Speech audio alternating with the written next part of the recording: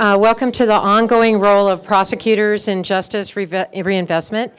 My name is Dinah Vittelens, and I will be moderating the one panel member we have this afternoon. Seth Williams was not able to attend, and so if anybody would like to just sit up here with us so that we can be an actual panel, you don't have to say a thing, you can just be here. But it is my privilege, pleasure, and honor to moderate John Chisholm this afternoon. You heard his plenary speech this morning, it was fantastic.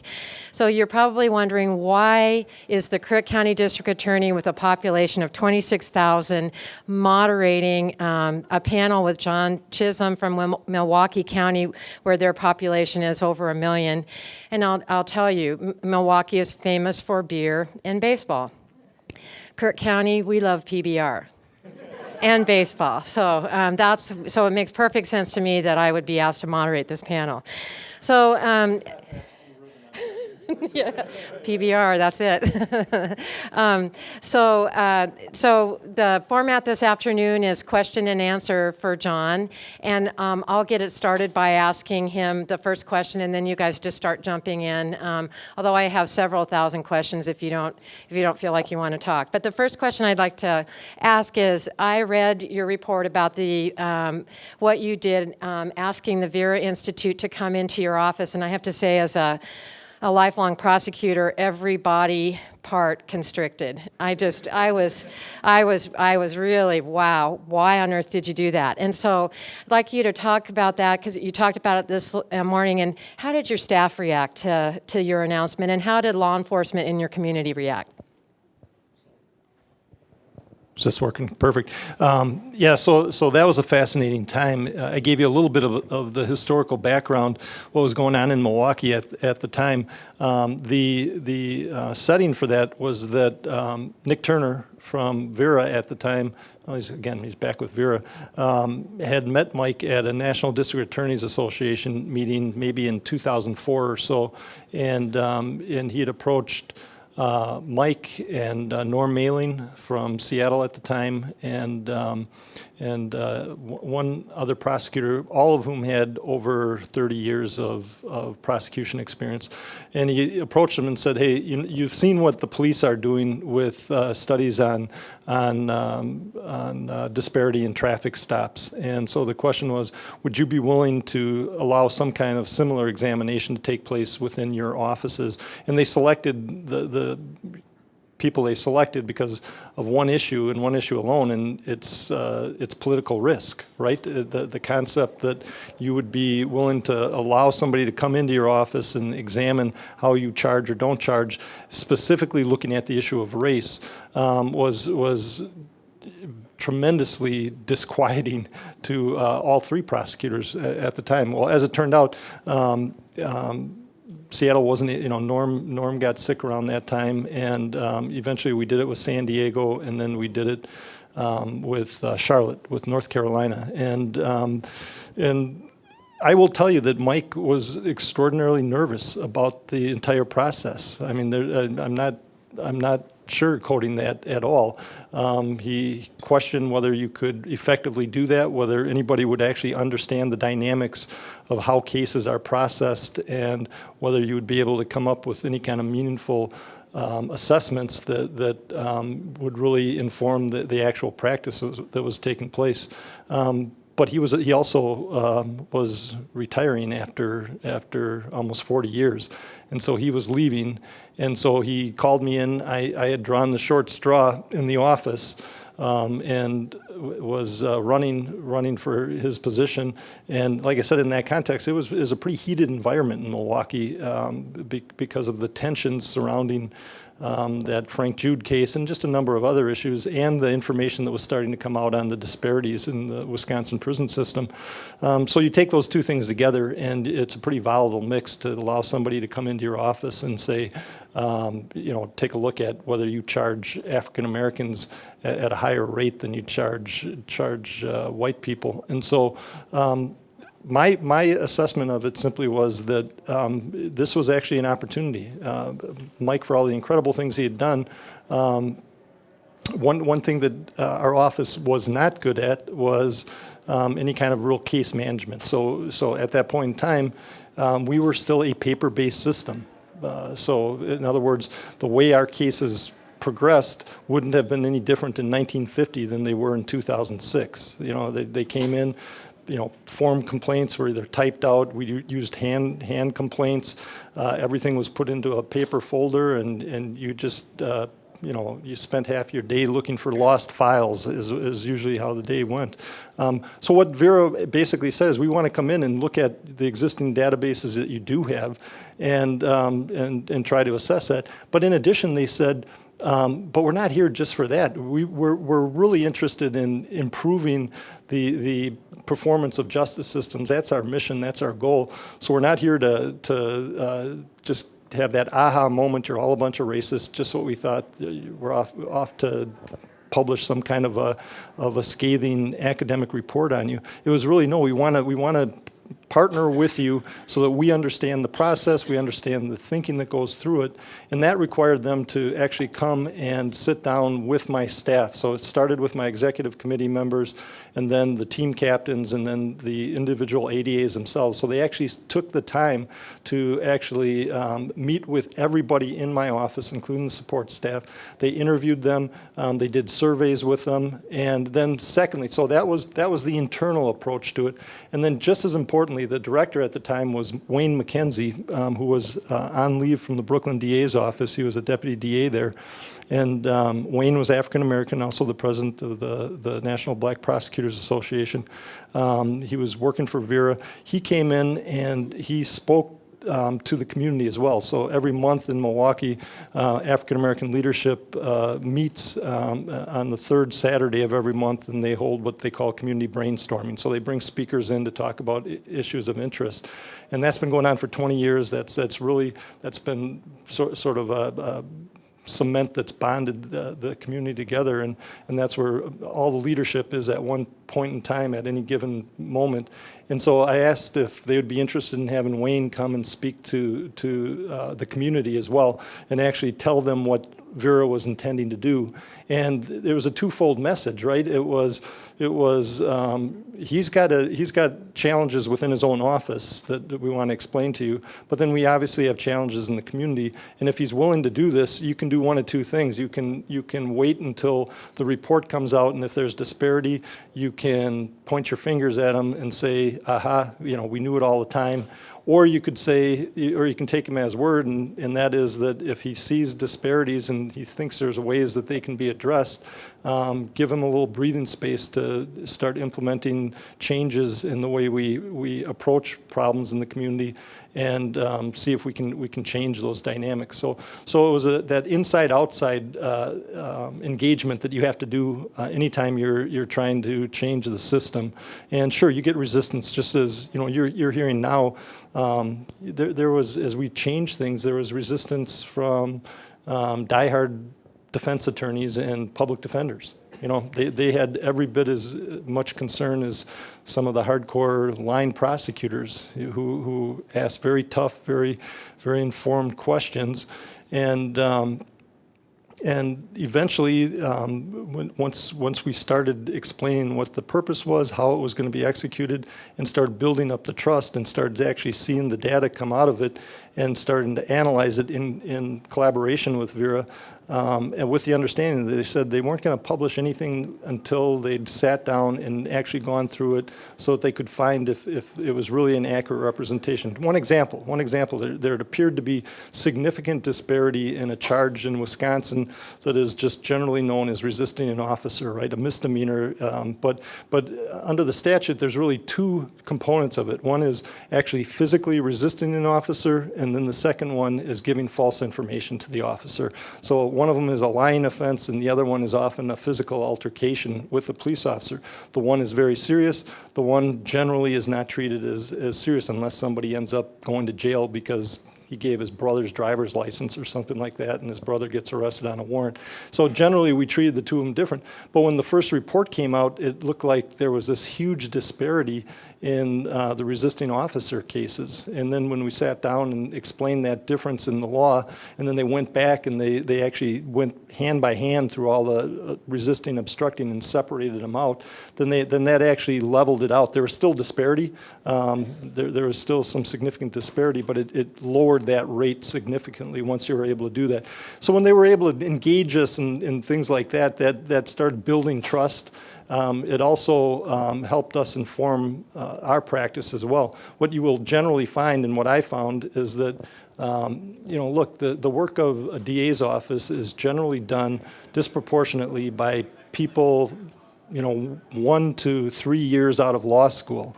Right, and so what you saw was just a level of experience in reviewing cases and deciding what was serious and not serious, or not as serious. And so oftentimes you would see a case come in. The classic example they highlighted was possession of drug paraphernalia. So possession of drug paraphernalia is a Class C misdemeanor. It's 30 days max. It's the lowest classification of a criminal offense in Wisconsin.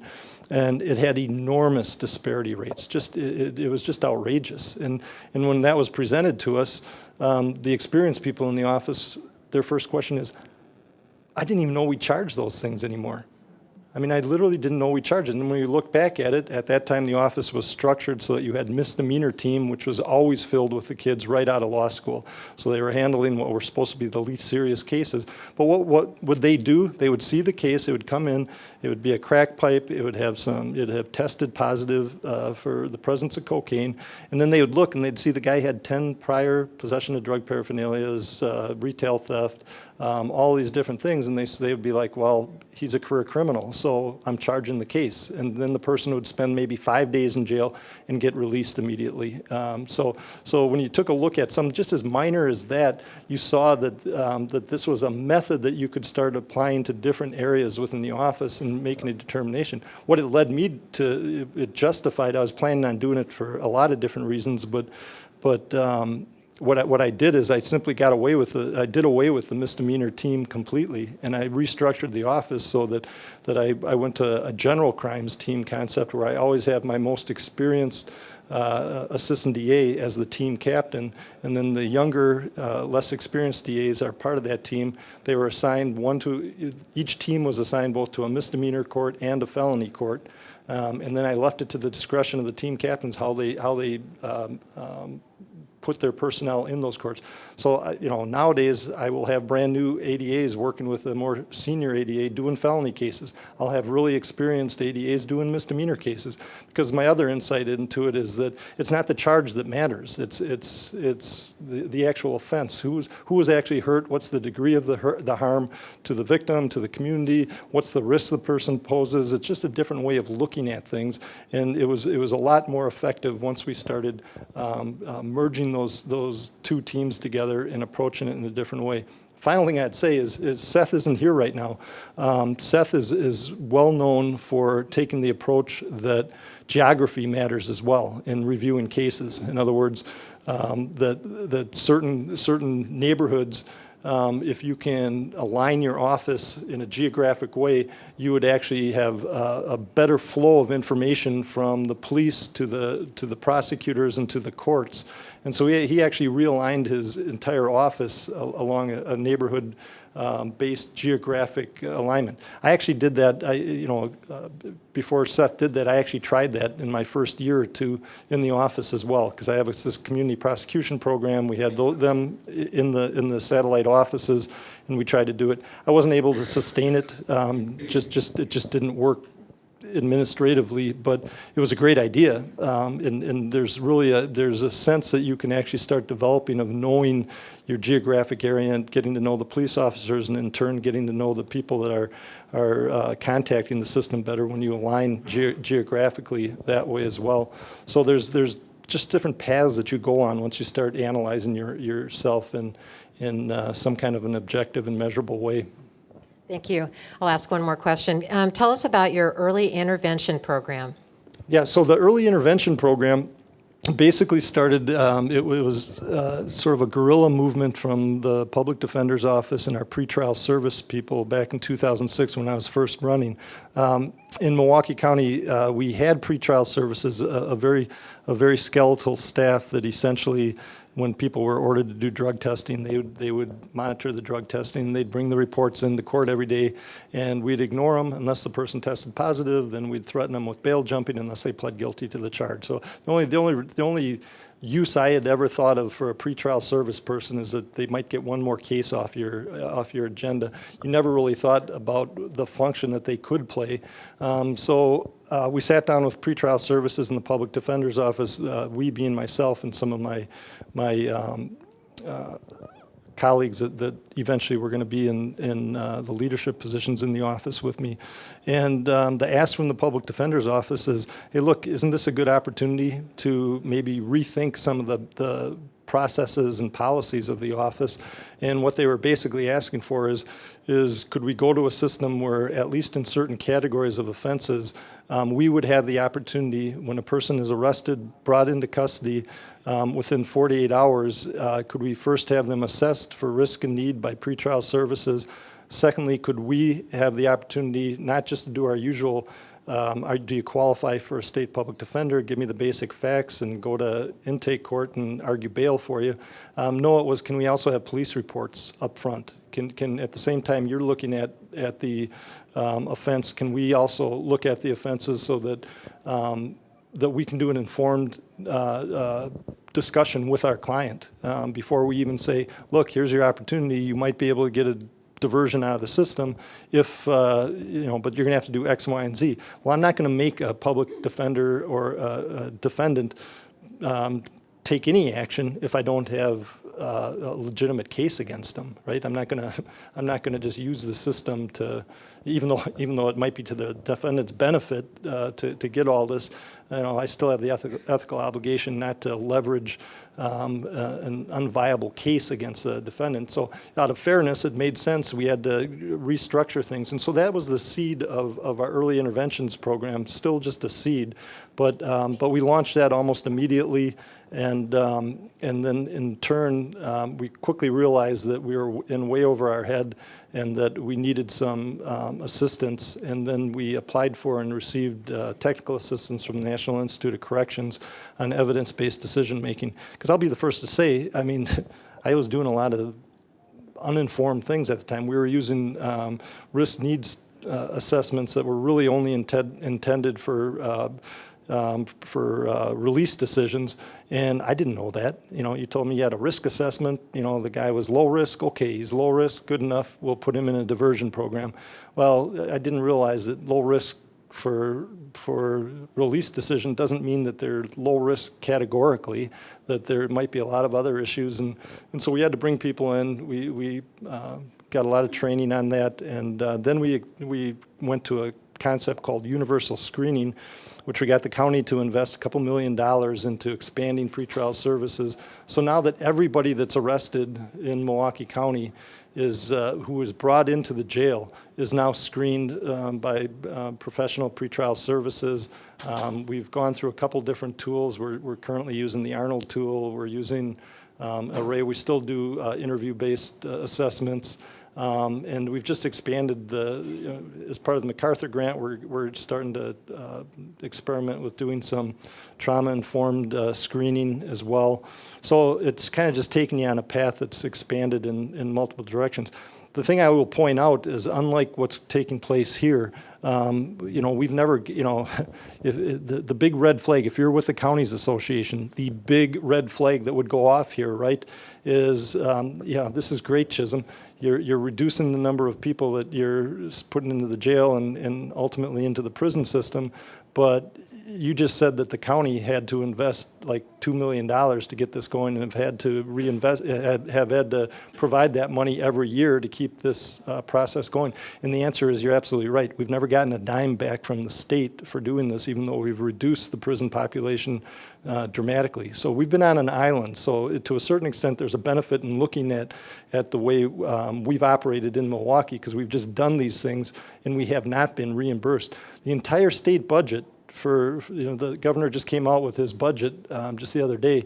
They're generously providing $2 million for treatment alternatives and diversion in the Wisconsin state budget for the entire state. So that tells you sort of the realm we're in right there.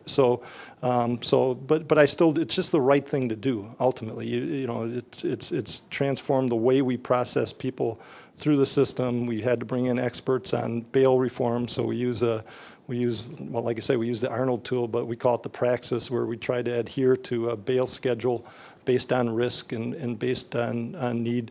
As part of the MacArthur grant, we're now engaged in trying to reduce the number of mentally ill in our system, and our goal is 0. But again, that's requiring reallocation of resources in ways that are really challenging, but again, very important in my view. Thank you. Questions from the audience? I think I can reach everyone here. Yeah. Okay. This may tie into your last response, but in the context of treatment courts and drug courts, prosecutors are seen as the gatekeepers, mindful of public safety, and will make the eligibility determinations. What factors or things, what perspectives do you feel a prosecutor should keep in mind in making the decision whether to allow admission into a treatment court or to screen away? Yeah, so my answer to that is always public safety. Appropriately, I think. Oh, so to repeat the question was what factors should prosecutors to assess and the criteria that they use for admission into the programming. This is one where I can actually say that I've had just an incredible collaborative relationship with our public defender's office. So what's been unique in Milwaukee is as we've evolved from the process of just kind of doing it on our own to working with the NIC to now working with MacArthur. They're the two essential people to making our system change have been a deputy public defender and a deputy DA from my office who work on it on a daily basis. And so all of the decisions are made in a collaborative fashion. So we basically sat down and developed protocols for each step in the way. In Wisconsin, we have what's called CCAP. So if you just went to your iPhone or whatever and plugged in Wisconsin CCAP, and then you just put the name, John Jones in there, you will find the entire criminal history of John Jones every time he's been charged with an offense. And this has some serious consequences. Whether it's dismissed, doesn't matter. That's on public record. Nobody goes on a date nowadays in Wisconsin without going to CCAP. And so, so one of the decisions we made early on in collaboration with the public defenders and other advocates was that we would come up with a 3-tier process, which would be, just outright diversions. In other words, there'd be an arrest and it'd be presented to us. It was a chargeable offense, but because it fit a certain category that we all agreed on, and primarily the lower risk offenders, then we would just divert them out of the system completely. And again, it would have to fit the certain criteria. We try to do restorative justice programming as well. We contact the victim if they're interested in doing a face-to-face restorative justice. We'll facilitate that. We've had a restorative justice prosecutor in our office since about 1998, actually. So that's kind of built into the office culture as well. For the medium risk people, we do deferred judgment, or we call them deferred prosecution agreements, where they do have to take responsibility. The downside of that is they show up on the public CCAP there because they have to actually enter a plea 6 to 9 months. They comply with conditions, it's dismissed, and they go without a criminal conviction. And then for the highest risk offenders, then they're in the full-blown drug treatment program, and that's where they're doing case management collaboratively, again, on a weekly basis with the public defender and experienced screeners from my office. So I put experienced prosecutors in as full-time to screen the cases that are coming in. primarily the felony high-risk cases. They'll screen them and determine whether they're eligible for the treatment court, the veterans court, or we've got a nascent mental health court now as well. So that's sort of the process that we go through when we're trying to do this. It's not always, it sounds like it's all great. It's not always great. Here's the problem, right? And so one of the criteria that I adhere to, it's not evidence-based, and I get a lot of pushback from this, is I won't allow weapons offenders to be eligible for any of the programming. That's just, that's my cutoff right there. I know it's not evidence-based. It's just that you have to understand that Milwaukee has had this long history of extraordinarily high rates of gun violence. You all know about Chicago's problem. On a per capita basis, last year and the year before, Milwaukee has a higher homicide rate than Chicago. And it's really, really discouraging. And I was bread and buttered as a gun violence prosecutor, and so I've always had this real problem with the gun offenses, and so that's one that I'm actually struggling with right now because I'm getting pushback on that, and that's because it doesn't necessarily fit the true evidence-based approach. But my other answer to that has been, give me a break to a certain extent. Allow me some foibles here while we're trying to implement the major system change. And at some point in time, I'm going to have to confront my own fears on weapons offenders as well. But it's just you're always dancing with that difficult political balance right there of trying to change the system, but do it in a way that gets buy-in from everybody and doesn't fall apart the minute there's an outlier or a crisis. So that's one of the things that you're always struggling with. So that's one example I'd give you where things aren't, this is something that we bat back and forth on a regular basis, is trying to expand, the advocate community tries to expand this direction. Some of my prosecutors come back and they're like, this is absurd. They're recommending release on this defendant, and so they push back the other direction. So it's just something that you manage on an ongoing basis. Thank you. Other questions? Well, thank you. And I'm going to hand you the microphone because we're recording this. So, John, you and I were talking yesterday relative to MacArthur's evaluation technique, and essentially that they look at 7 different decision points relative to an RED analysis.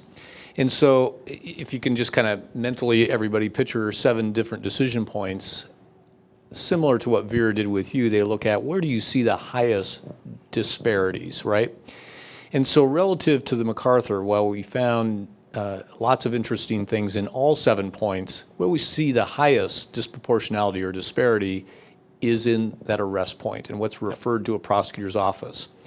So there are 2, I suppose I'm going to say there's 2, no doubt there's subparts to the 2, but there's different psychologies about how a prosecutor should react to that. One reaction is, hey, that's just us receiving what we receive, and we have no role in what is given to us. That's one approach to it. Another can be, well, we do have a role relative to working with our local law enforcement, whether that's through policy adjustments, law changes, or conversations about law changes. Different things that actually do provide for a more meaningful role in what your office does receive. So over to you. What's your thoughts on a prosecutor's role at that front end, and why? Yeah, so that's a great question, and the example I'd give would be marijuana possession in the state of Wisconsin. And the first-time possession is a misdemeanor. Second possession of any quantity of marijuana is a felony. So it's listed as second or subsequent. What we found is that even before we were doing early interventions, there was a disparity because what had occurred is that there's 19 municipalities in Milwaukee, the city of Milwaukee being the largest. The city of Milwaukee didn't have an ordinance for possession of marijuana. All of the local counties, all the local municipalities had an ordinance. So what we found in the mid 1990s was that the suburban municipalities were giving out tickets for marijuana. The Milwaukee Police Department was arresting and presenting for prosecution possession of marijuana. So you'd seen this enormous criminalization of a concentrated population. So we addressed that one first and foremost by just working with the police department. In the context of what you're talking about, we did a similar thing, which was just identify which offenses are a priority for presentation and which ones aren't. And again, marijuana came back into the picture there, where the department on its own pretty much said, we're just not going to arrest people for small amounts of marijuana anymore. And we were perfectly good with that as well. Now there's still some exceptions. Obviously if someone's found in possession of marijuana along with having committed some other offense, they're a felon in possession, whatever other criteria, you'd still get those.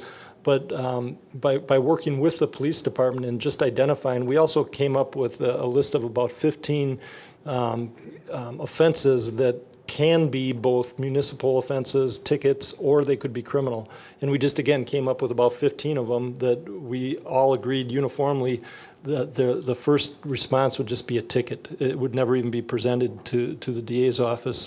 So that was a specific attempt to try to reduce some of that disparity that comes in, because the reality, the harsh reality is simply this, and that is that the neighborhoods that often need the most police intervention are the ones that are have the highest concentrations of all the other negative factors: poverty, race, education, everything else. So they are in fact over-policed, and as a consequence, you're always going to struggle with that racial disparity in that context. You've seen that with the traffic stop studies as well, and so the approach that you can take to it is just coming to a consensus with law enforcement of what they're going to prioritize or not. You're just sitting in on the lead discussion. I think that's the next evolution in where we're going, and that is that law enforcement itself is increasingly understand that they have the capacity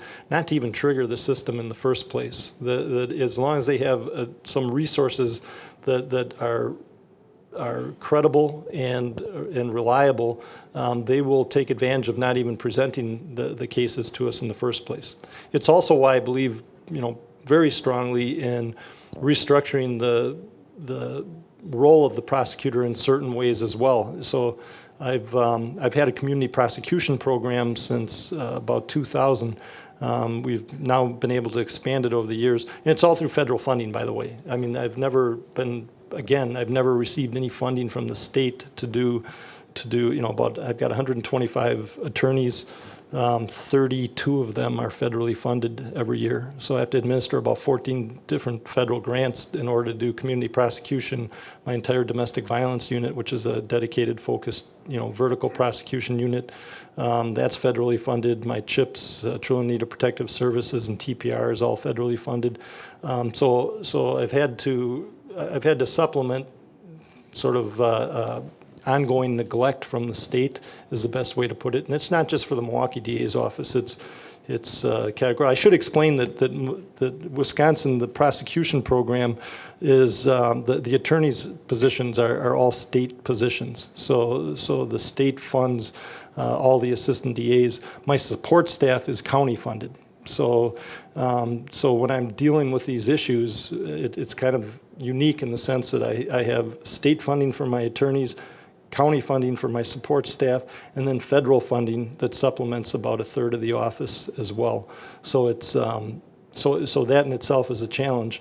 So that's where you may have some advantages as well, and that is that if you are actually, I'm sort of the stepchild of the county justice system as a consequence, right? So, I don't, they don't look on us as being, really a complete part of the county package. They understand that we're actually state constitutional officers, and as a consequence, we're not oftentimes funded at the county level or at the state level to the extent that's needed. But it's a challenge, and you know it as well, Rod. So when I talk about trying to implement change, that's one thing that you have to take into account as well, and that is that nothing is going to change in our criminal justice system unless you get prosecutors taking the lead in that change. It's just not. I'm absolutely convinced of that.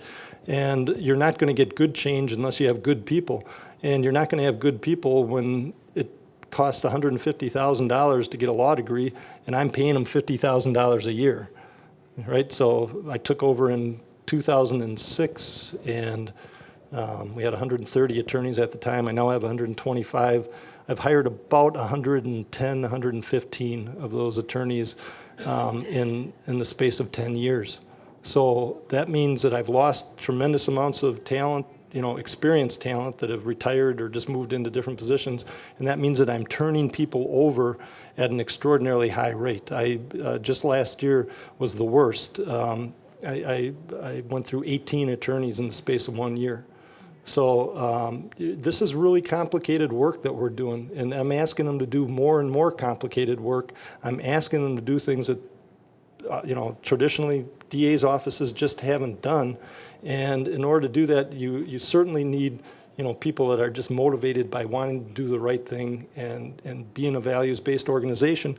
But they've also got to be able to pay for their family and a car and eventually get out from the burden of the debt. So I think this is an ongoing crisis, and I don't think I'm unique. I think I speak just as passionately for the public defenders.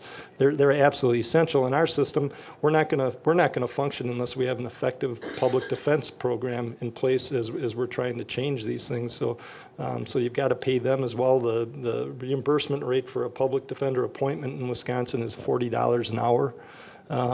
So you've got systemic problems that have to be addressed. Or the alternative is you go back to what I called the assembly line, because that's really that's the default position. If my ultimate obligation is both public safety and respecting people's civil liberties, at some point in time, if you simply don't have the resources to do anything except process people through, then you're eventually going to go back to high levels of jail populations and incarceration. So you need people that are experienced making good decisions across the board. And I know that went in a different direction a little bit, but but it's all tied together.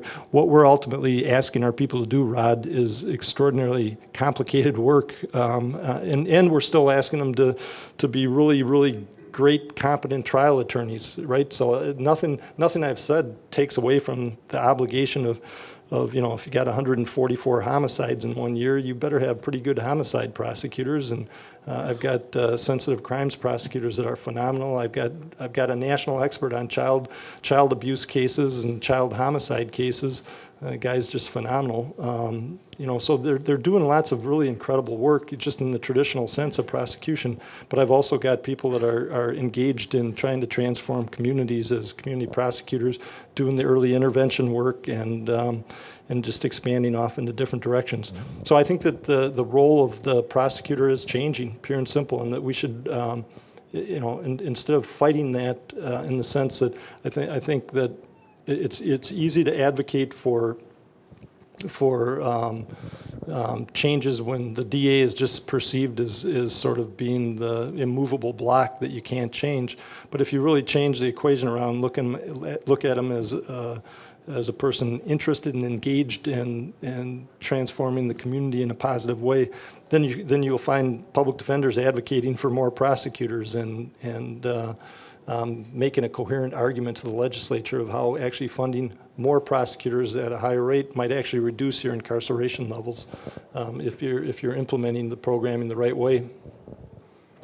So a little bit of a follow-up question to that. Jeffrey Tobian wrote an article for the New Yorker, the Milwaukee experiment, and he went out with your community prosecutors and had to wear a bulletproof vest. Yep. So who are these prosecutors? That sounds frightening. Yeah. So the community prosecutors, they've always got to do their rotation in the courtroom itself. I don't put inexperienced prosecutors out on the street.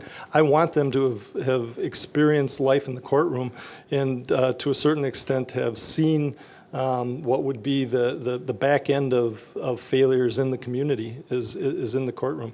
Ultimately, when you're prosecuting a homicide, there's no fist pumping that goes. I've got these phenomenal prosecutors that we've measured, we've tracked our cases since 1992. We've got a 96% conviction rate on homicides. I've got talented homicide prosecutors. Nobody pumps any fists when we get a homicide conviction. I've never done a press conference after a homicide trial in the last 10 years. Never once. I don't do it. I don't believe in it. I think it's a tragedy. You've got somebody dead, you've got a family that's impacted for life, and then you've got another family who's going to have a member up in the Wisconsin prison system for the rest of their life as well. So I don't view that as something that I feel like taking enormous amounts of pride in. I do take pride in the incredible work they do, but ultimately my goal would be that we partner with people in our community to identify the problems that are occurring right in the community itself, and that since we've seen the back end of that, we put the experienced people out there with the mission not to identify more people to arrest and prosecute, but actually to build relationships with people in the community so that we can try to prevent some of these problems from spiraling out of control. And they're given an awful lot of flexibility. They're always place-based, geographic. The challenges are different in each part of it. It could be a violent crime problem in one area. It could be a property crime problem in another. It could be working with businesses in our downtown business improvement district. It could be working with some major manufacturers and institutions who are nervous about having their institutions in the city because of violent crime in and around their places of business. The example I think we talked about last night is we started what's called the Park Initiative, promoting assets, reducing crime. We have 5 anchor institutions: Marquette University, Harley-Davidson, Miller Coors, Potawatomi Bingo, and Aurora Healthcare. Their campuses are all within about 10 blocks of each other on the near west side. The Harley executives were interviewing candidates one day when a bullet went through their boardroom. And what had happened is 2 guys were arguing out on the street in front of the headquarters, and they both pulled guns and started shooting at each other, and one of the rounds went through the thing. Well, the Harley executives were serious. They called up the mayor, they called me up, and they were like, why shouldn't we move? We can find acres and acres of land out in Waukesha County. Why should we stay in the city of Milwaukee? And I basically just begged them to work with us, and it really started transforming things where now they actually pay for one of my community prosecutors. They've got a substation, they've got dedicated police officers. They're actually engaged in reinvesting in those neighborhoods and trying to transform them. We've brought Habitat for Humanity in. We've done extensive. Starbucks came. The executives from Starbucks actually came to Milwaukee. They're allowing a business to use their model, and they're everything except their name. They're giving them the ability to start up some shops right in that area, and because they fundamentally get that we have to start changing the dynamics of the neighborhoods that people live in if we're gonna see changes to the number of people that are coming into contact with our system. So that's one approach. The other thing I'm really proud of is the work that's taken place in victim advocacy, which is, so we developed the Sojourner Family Peace Center, which is basically we have now Children's Hospital of Wisconsin and our domestic violence advocates and shelter are all in one place now. They just built a brand new center where we wrap all of our services for victims and their families, most importantly. So we take the approach that you kind of heard some discussion about that, is that we treat female victims in a very different way now, but we also treat their kids. That's what makes them unique, in my view, is that they're not just discrete offenders. They're people who are usually caretakers as well, and the kids that they're taking care of are the ones that are also being exposed to the violence and the trauma. And so if we get the opportunity in a family violence situation to wrap all the services we can around them in a public health way, that's my goal, of actually reducing violence in the future, because I just firmly believe, I just know it. And that is that my offenders and my victims are the exact same people. When it comes to homicides, non-fatal shootings, offenders and victims are the same people, essentially. They come from the same backgrounds. They've all been victims first. They've all been offenders at some point in time. The distinction almost becomes meaningless.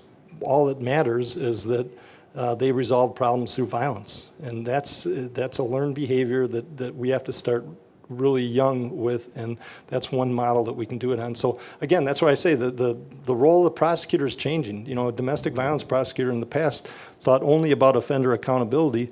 Now we're working with offenders doing trauma-informed care, because it's that 5-year-old kid that's in our Sojourner Family Peace Center with his mom right now getting these wraparound services, who in 15 years, if you didn't do that, was going to be the guy that we're prosecuting for the homicide. And so once you understand that, then you have to take a different approach even to the 20-year-olds that are engaged in domestic violence, and you got to hold them accountable, no question, but part of that accountability might be addressing the fact that they've been exposed to all sorts of trauma, abuse, neglect themselves before they got into this position. Other questions? Thanks, John. What's your vision for eliminating those with mental illness in the justice system? What's going to be those key features? Yeah, so to me, the most critical thing in keeping the mentally ill out of our jails is that they never come into the jail in the first place whenever possible. And so we've done some pretty detailed analysis on that. You know, every time a guy's arrested for a mental illness related offense, it's coded, and you can actually you can do the geo maps on it. In Milwaukee, it's a startling thing. There's 4 major thoroughfares where about 80 to 90% of the mental ill contacts with the police department are coming from. And when you dive into that data, we found about 80 individuals that had been emergency detained 3 or more times in a 1-year period. And then of those 80 people, what you found out is that they were already in the system receiving services, but the services were scattered all over the place. So what we did is to focus on those 80 first, and start with something as simple as stable housing. So we took a housing first approach to it. Didn't care whether they were still using drugs, alcohol, didn't matter. Just get them into stable housing, and then wrap the services around them, kind of like we do with the victims of violence right now. Instead of sending them to 20 different locations, you know, just get them in one stable location and then wrap the services around them. The second thing is just to equip officers with more options short of arrest. And so in Milwaukee, we just recently left a model that had been left a long time ago, and that is that we had a fully staffed behavioral health division where the mentally ill were routinely brought for even minor offenses. You know, the cops would just bring them out to BHD, and then they'd sit there for 4 hours waiting for the person to be processed through, and then they'd eventually see the same person right back on the street again. So the approach, in my view, has to be that we wrap we just change the model again. I believe that you should have behavioral health experts actually teamed up with the police on a daily basis on all shifts in responding after the initial contact with an officer. You should have a very focused approach that gets them into community-based programming whenever possible. Now, for the individuals that commit a crime that's not possible for, we're still going to have to follow you commit a homicide. I'm sorry. We all know that's going to be treated in a very different way. But I'm convinced that we can probably eliminate about 80%. As part of the MacArthur thing, we looked at just one simple question: how many people currently in our jail are receiving psychotropic medications? And it was about 60%. 60% of the jail population was prescribed psychotropics. And so that tells you in and of itself what the problem is. And so I'm convinced that we just have to change that model. And my ultimate goal is that it isn't a prosecution function so much anymore, and it's not even a police function except for the initial encounter. And then we're moving them off into systems that are much better equipped to handle them than we are. We have about 5 minutes left. Any other questions? Just a second. We're recording, if you don't mind. Thanks. I'm curious about this fully staffed mental health system where people are brought Is that 24/7, and is that a hospital system, or is that It was. a walk-in? It was. It was a county. It was the county behavioral health division. And again, that's a model that people had gone away from a long time ago. For the most part, there wasn't any other county in the state of Wisconsin that still had that. But we still did, and we still had really bad results from it. You know, it was finally downsized to the point where it's now just an emergency for emergency cases only. And now we're developing 2 drop-in sites on the north side of Milwaukee, the south side of Milwaukee, and expanding our relationship with the local hospital systems and moving away from that model. But yeah, I mean, we were having, you know, we had a patient who, you know, the kind of the final nail in the straw was a guy that was brought there. He was trying to escape by ramming his head into the bars of the window, and so they restrained him. And it wasn't until 3 days later that they found out that he'd actually broken his neck while he was doing that, and he died of an embolism. So for 3 days he was strapped to a bed and hadn't received any care. And that was that, you know. And this is just a long series of things that had taken place. And so eventually, people recognized not only wasn't it a good model, but you were getting really lousy results from it as well. So like I say, we're far from perfect in our system in so many different ways, but we're trying very hard to move in a direction that makes a lot more sense. Any other questions? I'll ask one more. Nobody else has any. No, all right. So I know that your jurisdiction is a heavy user of risk assessment tools at certain locations, right, through the continuum of the criminal justice system. And my jurisdiction is as well up in Multnomah County. You and I have talked about certain, different concepts, some of them being, all right, which risk assessment tool are you using? Where are you using it? And what emphasis, if any, what's its role in the continuum of why are you doing it? What's it informing you about? And then how do the professionals weave it into the decision-making process that they're making relative to the use of these tools? And we're seeing more and more of them. Familiar with the Arnold tool. Anyway, I'll stop there because we're probably running out of time. And just your thoughts on what's a prosecutor's kind of lens relative to the use of those issues I pointed out? Well, I try to tell my people again and again, because this is one that gets a lot of pushback from particularly the experienced prosecutors and increasingly even from the defense bar and from other advocates in the community who feel that all it's doing is reinforcing pre-existing biases. What I will say to that particular argument is you might be right, maybe it is, but let's at least try an objective approach instead of just relying on a subjective approach that we know has resulted in disparity for a very long time. My intuition is that by taking an objective approach and determining that it needs to be tweaked and it needs to be expanded, restricted, changed in certain ways is much better than doing what we have done ever since I've been a prosecutor since 1994, which is, what's your gut feeling of what this case is worth and why are you recommending $100,000 bail? Well, that's just kind of what we recommend for this category of crime. And, why did you recommend $250 cash? Well, because he's got a bunch of prior convictions and I'm not going to just let him walk out the door with nothing. And so that was just the way we did things back then. And so that we know resulted in disparity. So when I use this approach, I have to reinforce to my people all the time that you are professionals, that the tool is simply that. It enhances the information that you have available before you make a decision. It never overrides your professional judgment. It never overrides a professional judgment, and I expect them to exercise that. They may know something about a particular case that isn't showing up on the PSA tool, so they may know very well that, in fact, this guy is actually the head of the gang.